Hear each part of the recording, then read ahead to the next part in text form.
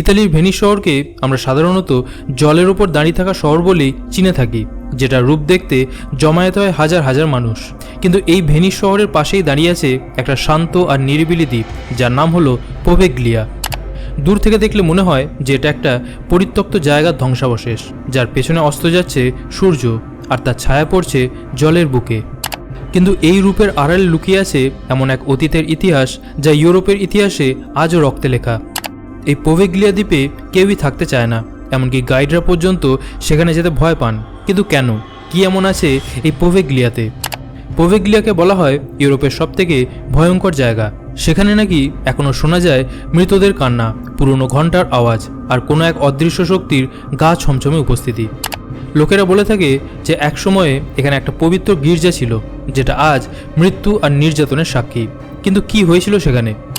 নমস্কার, আমি শঙ্কু, আর আজকের ভিডিওতে আমরা জানব এই পোভেগ্লিয়া দ্বীপের এমন একটা ইতিহাস সম্পর্কে যা ভয় আর অতীতের রক্তে মোড়া, এমন কিছু সম্পর্কে যেটা সত্যিই নাকি বৈজ্ঞানিকভাবে ব্যাখ্যা করা অসম্ভব। তো চলো যাওয়া যাক আজকের ভিডিও পোভেগ্লিয়া সম্পর্কে।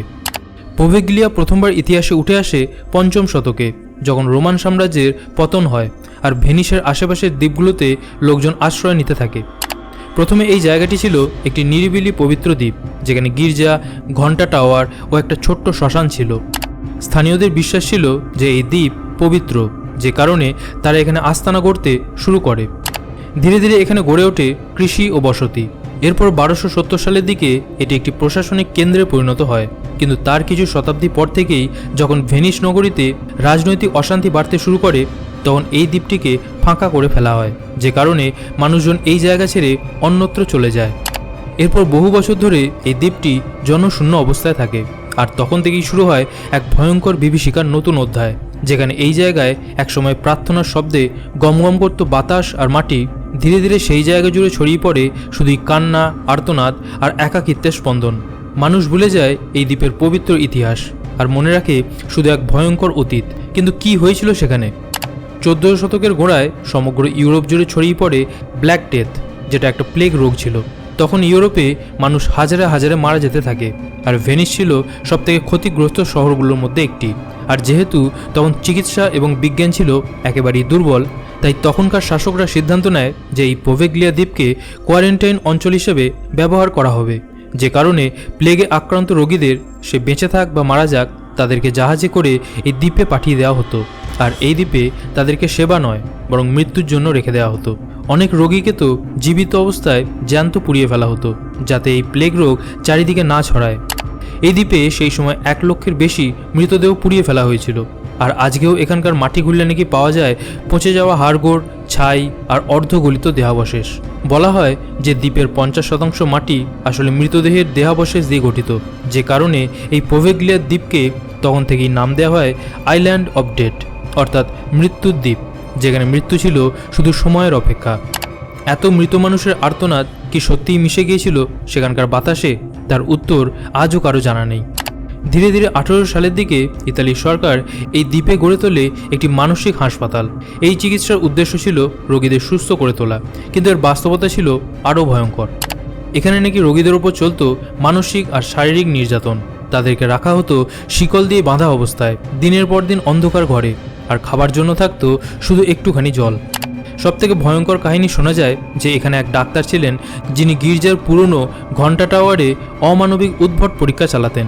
শোনা যায় যে তিনি নাকি রোগীদের মস্তিষ্কে ড্রিল করে ফুটো করে অপারেশন চালাতেন, আর প্রত্যেককেই ইলেকট্রিক শক দিতেন। আর সব কিছুই তিনি নিজের বিকৃত মানসিকতাকে পূরণ করার জন্যই করতেন। লোকজন বলেন যে সেই ডাক্তার পরে নাকি নিজেই পাগল হয়ে যান, আর তারপর একদিন তিনি নিজেই সেই টাওয়ার থেকে ঝাঁপিয়ে পড়ে আত্মহত্যা করেন। তিনি নাকি মানুষদের প্রায় বলতেন যে অদৃশ্য আত্মারা আমাকে টানছে, আর তাই মনে করা হয় যে তার মৃত্যু আত্মহত্যা নয়, বরং সেই আত্মাদের ডাকে সাড়া দেওয়ার ফল। কিন্তু অদ্ভুত বিষয় হলো যে তার মৃতদেহ কিন্তু কখনোই পাওয়া যায়নি, যে কারণে আজও অনেক পর্যটক দাবি করেন যে তিনি নাকি আজও টাওয়ারে বেঁচে আছেন আত্মারূপে।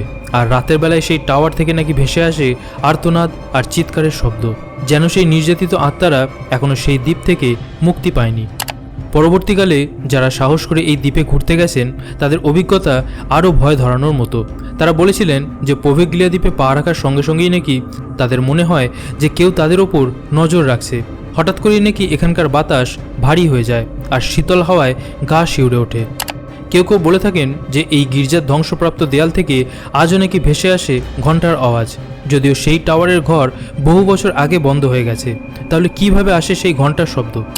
কেউ কেউ বলেন যে এই চার্চের পাশ দিয়ে হাঁটলে নাকি হঠাৎ করেই পিছন থেকে ফিসফিস শব্দ পাওয়া যায়, কিন্তু পিছন ফিরে তাকালে সেখানে কাউকেই দেখা যায় না। একদল প্রেত অনুসন্ধানকারী পর্যটকরা তাদের ক্যামেরায় অদ্ভুত ছায়ামূর্তি আর আর্তনাদের শব্দ রেকর্ড করেছিলেন, আর তারা নাকি প্রত্যেকেই অসুস্থ হয়ে পড়েন আর তাদের শরীর থেকে রক্তক্ষরণ শুরু হয়। তবে ডাক্তাররা কিন্তু এর কোনো কারণ খুঁজে পায়নি, যে কারণে সবাই একমত হয় যে এই দ্বীপ হয়তো আজও জীবন্ত আর তার শরীরে গেঁথে আছে অতীতের এক রক্তাক্ত ইতিহাস, যেটা মৃত্যুর আর্তনাদে পরিপূর্ণ। তবে বর্তমানে ইতালির সরকার পোভেগ্লিয়াকে অফিসিয়ালি রেস্ট্রিক্টেড জোন হিসেবেই ঘোষণা করেছেন। তবে পর্যটকদের কিন্তু এখানে যেতে বাধা নেই। কেউ ব্যক্তিগতভাবে চাইলে এই দ্বীপে যেতেই পারেন, কিন্তু তার অনুমতি পাওয়া খুবই কঠিন। এমনকি স্থানীয় গাইডরাও এই দ্বীপে যেতে ভয় পান। অনেক প্রোডাকশন হাউস এখানে বেশ কিছু ভৌতিক মুভি শ্যুট করতে চাইলেও শেষ পর্যন্ত তার ক্রু মেম্বাররাই রাজি হননি।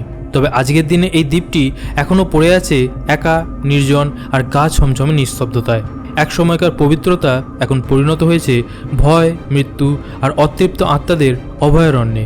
কিন্তু প্রশ্ন ওঠে যে এই সব অভিজ্ঞতা কি সত্যি, নাকি মানুষের মনের বিভ্রম?